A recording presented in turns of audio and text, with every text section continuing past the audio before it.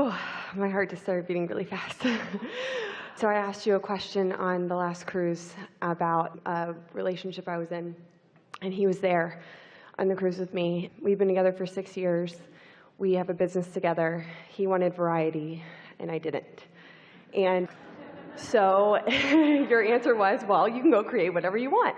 And you also said, if you guys start focusing on only what you want and not what is, then everything will work itself out. Well, we weren't able to do that at all. I mean, we had so much momentum going, it was crazy. So he just moved out, and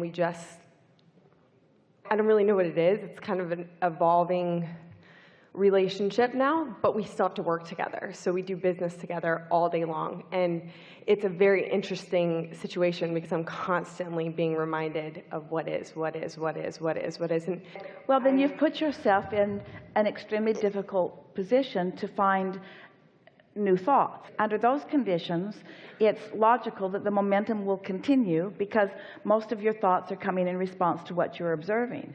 So you're sort of putting yourself in a place of testing yourself to see how much you can focus around that. In other words, your inner being is always guiding you along the path of least resistance, and so all that's happened is that there's a whole lot of resistance that your inner being is guiding you around, but you can still be guided around it.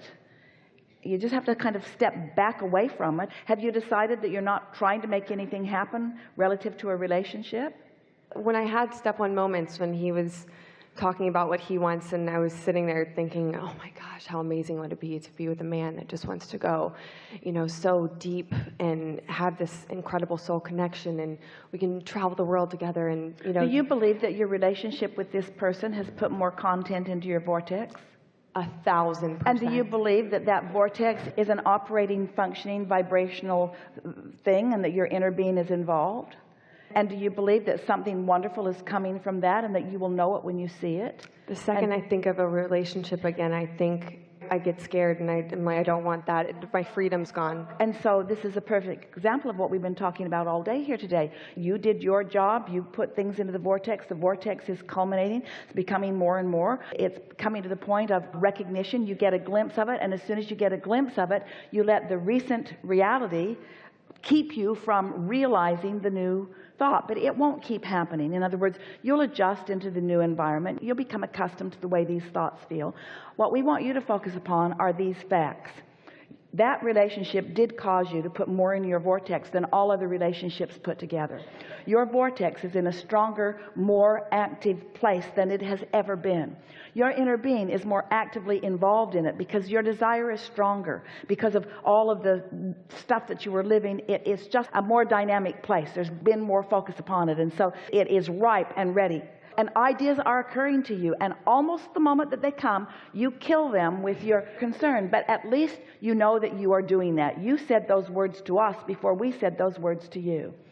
So would it be easier for you to allow yourself to get into the receptive mode and receive what your vortex is offering if you weren't working every day with that person? Yes, we believe that it would be. You would be less likely to disallow the new thought if you weren't faced with the results of the old thoughts. Isn't that interesting?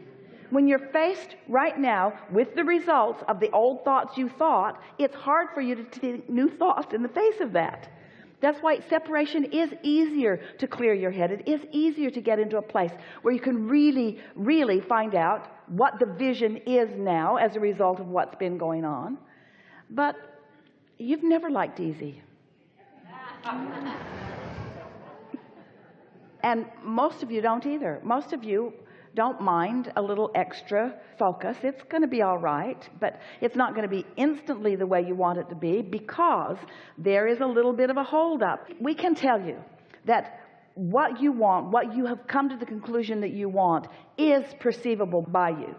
You're just, as you said, afraid to let yourself go there because the past experience is still so active in your vibration.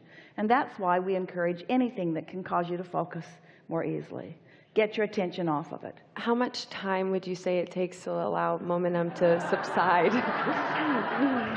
Somewhere in this range, from none to eternity.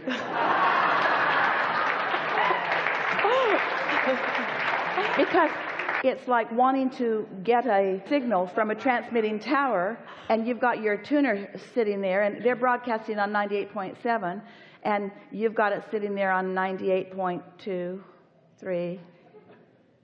How long is it going to take before I hear the song? It's going to take as much time as it takes you to turn the knob. But how long is it going to take me to turn the knob? Well, that's up to you. What's keeping you from turning the knob? Well, I just remember everything that I was living on this other channel, and I just want to keep regurgitating that for a while. I'm not ready to let go of that. I'm not ready to stop remembering what was being broadcast on that channel. So how long is it going to take before I get to this other station? As long as it takes you to turn the knob. What's keeping me from turning the knob? Your attention to where you've been and your attention to where you are. It really is that simple. It is as simple as saying, I want to feel good, and therefore I'm not going to think the thoughts that don't feel good. But those thoughts that don't feel good have momentum, and so they've sort of got hold of you. So you just got to get creative about this and go work with somebody else.